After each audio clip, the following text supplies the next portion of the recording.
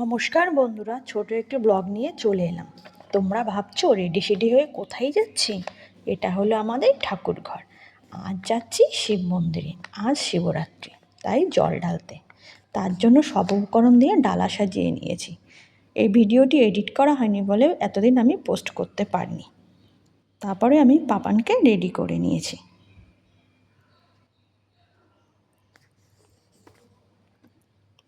পাপান, শাশুড়ি মা আর আমি বেরিয়ে পড়লাম মন্দিরের উদ্দেশ্যে। আমাকে কেমন লাগছে কমেন্ট করে তোমরা জানিও।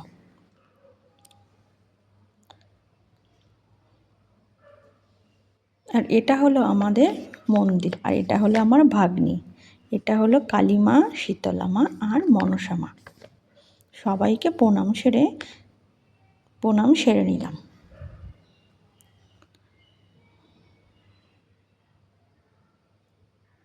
এটা আমাদের দিদি মন্দিরের প্রত্যেক দিন পুজো দেয়।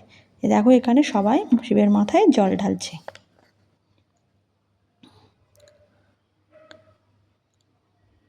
এটা হলো আমার জেঠিমা।